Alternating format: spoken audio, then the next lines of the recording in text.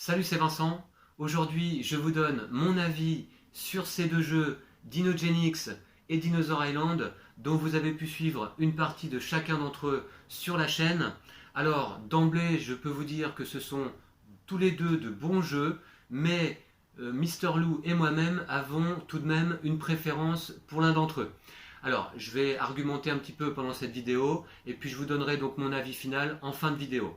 Alors, ces deux jeux peuvent être facilement comparés puisque effectivement ils présentent beaucoup de similitudes. C'est pour les deux de la pose d'ouvrier, hein, une mécanique principale de pose d'ouvrier, de gestion de parc à dinosaures donc, et puis on va retrouver dans les deux jeux de la pioche dans des sacs.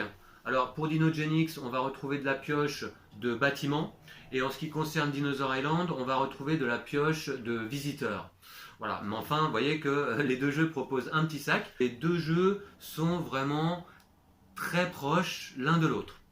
Mais tout de même, il y a quelques différences majeures dont je vais vous parler immédiatement. Et je vais commencer par vous parler un petit peu du matériel. C'est ce qu'on trouve tout de suite en ouvrant la boîte de chacun des jeux, évidemment.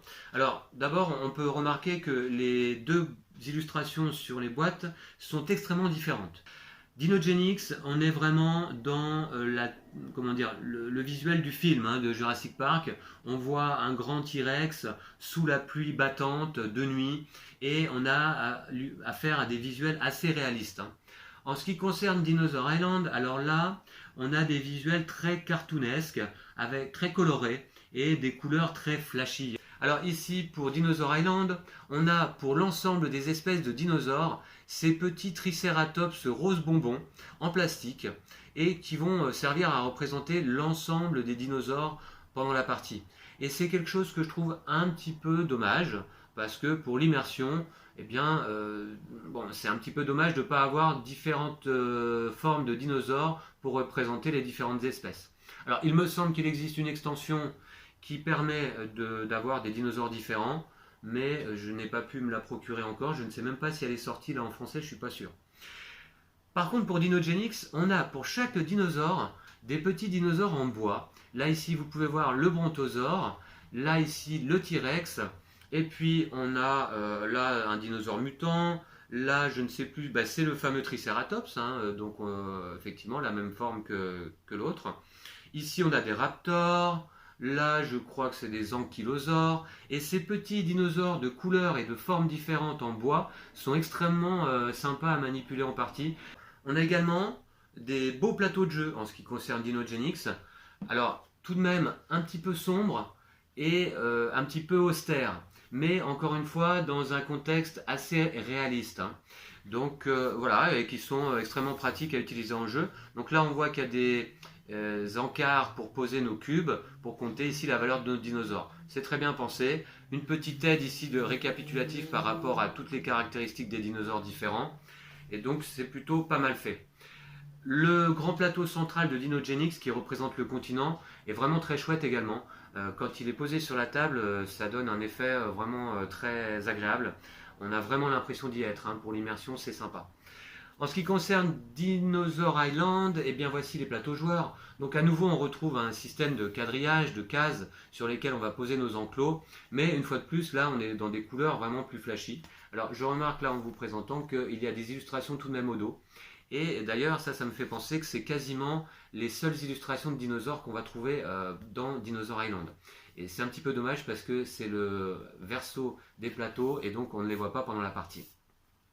Alors, donc, voilà, moi personnellement, j'ai une préférence tout de même pour les plateaux joueurs de Dinogenix. Et puis, dans Dinosaur Island, on retrouve d'autres plateaux, mais qui ne représentent pas du tout de continent, qui sont des plateaux abstraits, qui vont permettre de compter les points de victoire, qui vont permettre de compter nos ADN, de poser nos ouvriers dans les laboratoires. Mais à nouveau, sur ces plateaux-là, on ne retrouve pas d'illustration de dinosaures. Je peux quand même dire que, en ce qui concerne Dinogenix, il y a un quelque chose qui me chagrine, c'est que là, sur ces tuiles bâtiments, on va trouver des symboles, des textes et des couleurs qui sont franchement pas clairs. Donc si on joue avec une luminosité assez moyenne, on va avoir du mal à distinguer des bâtiments qui se placent dans la zone du parc ou des bâtiments qui se placent dans la zone commerciale. En effet, certains ont un petit rectangle ici vert ou gris. Alors vert ou gris, le choix des couleurs fait que déjà on a du mal à distinguer. Et puis les nombres de points de victoire apparaissent vraiment de façon très petite. Donc ça c'est un petit défaut je trouve au niveau du matériel de Dinogenix. Pour Dinosaur Island, bon, on a cette huile de dinosaures. Et en fait, je vous disais que les seuls visuels de dinosaures que l'on trouvait là, c'était au dos des plateaux. En fait, non, ils sont là, les dinosaures. Alors, vous voyez, une fois de plus, c'est assez petit. Et je trouve ça assez dommage, hein, parce que on va finalement voir très peu de dinosaures quand on va jouer à Dinosaur Island. Ça va être un jeu assez mécanique. Alors que dans Dinogenix, on trouve également de très belles cartes. Alors, effectivement, pour chaque dinosaure, ce sont les mêmes illustrations. Mais sachant qu'il y a déjà 8 espèces de dinosaures différentes dans le jeu, donc on trouve déjà 8 illustrations. Et qui sont toutes assez impressionnantes et vraiment très, très chouettes. Alors, les livrets de règles, bon, pour Dinosaur Island, je trouve que le livret de règles est fait un petit peu à l'ancienne, avec une typographie pas toujours très claire, une police pas toujours très claire, et puis ça manque d'aération. Vous voyez, il y a beaucoup de texte, on ne s'y retrouve pas très bien, et puis surtout il manque une aide de jeu.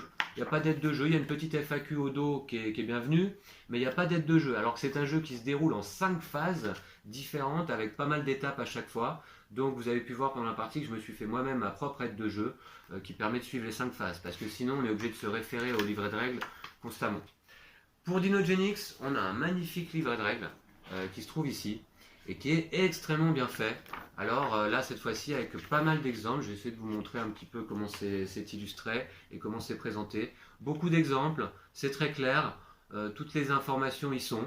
Et voilà, un livret de règles très réussi, avec une aide de jeu au dos, que j'ai tout de même photocopié et plastifié, moi, pour l'avoir de façon plus simple et ne pas abîmer le livret pendant la partie sous la main. Hein. Voilà. Et on trouve dans la deuxième moitié du livret de règles, qui est assez épais et qui peut rebuter un petit peu au départ par son épaisseur, mais en fait on a 10 scénarios solo en deuxième partie du livret qui sont très très bien conçus également. Et ça, encore une fois, c'est un bon point pour Dinogenix par rapport à Dinosaur Island, mais je vais en parler dans une deuxième partie concernant le gameplay de chacun de ces deux jeux. En ce qui concerne les mécaniques de jeu, eh bien, comme je vous disais, donc on est dans les deux jeux, dans un jeu de pose d'ouvriers, un pur jeu de pose d'ouvriers. Alors, donc dans Dinogenix, on va poser nos ouvriers sur le plateau de continent pour effectuer les actions indiquées dans les différentes cases. Des actions qui sont très claires par rapport au symbole du plateau. Ça, c'est très agréable également. Et puis, c'est de la pose d'ouvriers, mais c'est également un jeu de gestion de main de cartes. En effet, on va essayer de collectionner des cartes d'ADN identiques pour pouvoir créer le dinosaure en question.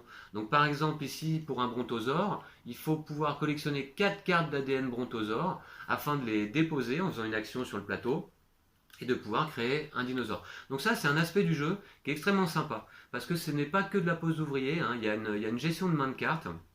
Et moi, c'est quelque chose que j'apprécie tout particulièrement, d'avoir des cartes en main lorsque je joue à un jeu de société. Hein. Alors, je sais que ce n'est pas le cas évidemment de tous les jeux, mais moi, c'est quelque chose que j'apprécie.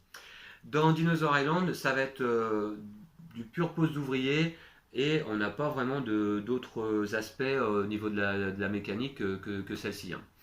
On a également dans Dinogenix une partie aléatoire tout de même, puisqu'on a les fameuses cartes Breaking News qui sont comme des cartes d'événements et qui vont venir rajouter un événement à chaque saison.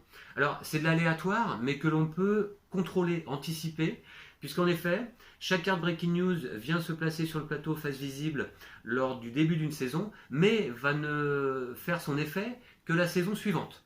Donc on va pouvoir s'y préparer hein, et anticiper l'événement à venir. Donc ça, c'est de l'aléatoire, mais que l'on peut contrôler. Dans Dinosaur Island, il n'y a pas d'aléatoire. Hein. On est face à un jeu assez mécanique, assez abstrait, puisqu'il n'y a quasiment pas d'aléatoire, hein, je pense, à part l'aléatoire des dés d'ADN, mais finalement on tire les 5 dés en début de round, et puis les 5 dés sont disponibles pour les deux joueurs. Voilà. En termes d'interaction, on est dans deux jeux qui proposent très peu d'interaction. Hein. Dans Dinosaur Island, on va se disputer effectivement les dés disponibles, ainsi que les bâtiments. Dans Dinogenix, on va se disputer un petit peu les cases d'action sur le plateau, puisqu'il y a un nombre limité d'ouvriers que l'on peut y poser. On va se disputer également les bâtiments et les cartes d'ADN. Mais enfin, chacun fait son petit parc dans son coin. Et ce sont deux jeux où il y a assez peu d'interaction. Il faut le savoir, parce que ça, si c'est quelque chose qui vous gêne, bon, il est bon que vous le sachiez. Alors, une grosse qualité de Dinogenix, c'est que non seulement donc, chaque dinosaure a son petit token différent, mais chaque dinosaure a ses caractéristiques différentes également. Chaque dinosaure a un habitat adapté ou des caractéristiques particulières. Donc là, par exemple, le ptérodactyle doit être placé dans un biodôme. Le Triceratops permet d'obtenir un point de victoire supplémentaire pour chaque paire de Triceratops dans un enclos. Le Raptor a un effet particulier lors des tests de saccage. Les brontosaures vivent dans des espaces ouverts et ne supportent pas de vivre dans des espaces clôturés. Voilà, donc ça c'est vraiment très chouette, cette idée que chaque dinosaure, finalement, un petit peu comme dans la réalité j'allais dire, mais un petit peu plutôt comme dans le film, eh bien, a ses caractéristiques différentes et on va devoir faire attention à ça pour gérer nos dinosaures. Les deux jeux proposent un mode solo. Encore que Dinosaur Island, au départ, sur la boîte, il est indiqué 2 à 4 joueurs. Mais comprend un mode de jeu en solo. Alors effectivement, on comprend que le mode de jeu solo a été vraiment rajouté au dernier moment, histoire de, mais c'est un mode de jeu très basique, qui est simplement une course au point.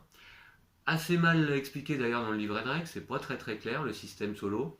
Et puis en plus, il n'y a pas de barème. Donc à nous de nous faire notre propre barème. En l'occurrence, moi j'ai trouvé un barème sur internet, je l'ai imprimé et voilà. Donc si je joue à Dinosaur Island en solo, le principe c'est d'essayer de battre son score. Dans Dinogenix, eh bien, je vous en ai déjà parlé, dans le livret de règles, il y a 10 scénarios solo qui sont extrêmement bien conçus et très pensés. On sent que le mode solo n'a pas été rajouté là pour faire joli. Il y a des vrais modes solo avec à chaque fois des objectifs différents. Il y a un mode notamment qui nous permet de jouer contre un adversaire virtuel. La plupart du temps, on va devoir tout de même atteindre un certain nombre de points. Mais voilà, il y a des objectifs différents à chaque fois. Parfois, on va commencer directement à la dernière saison et jouer une seule saison. Parfois, on va avoir comme objectif de libérer certaines chèvres du parc ou de transformer les chèvres en dinosaures. Enfin, voilà. Donc il y a différents objectifs et il y a un mode solo qui est vraiment très très bien conçu. Donc ça, pour les joueurs solo, évidemment, il y a une grosse préférence pour Dinogenix. En conclusion, je vous dirais que, vous l'aurez peut-être compris, ma préférence, et d'ailleurs Lou également a sa préférence, ma préférence va à Dinogenix, et Lou également. Hein. C'est un jeu auquel on a plus envie de revenir. Hein. On a envie de rejouer à Dinogenix. Quand on a fini une partie, on a tout de suite envie d'y rejouer. Hein. Donc ça, c'est plutôt bon signe.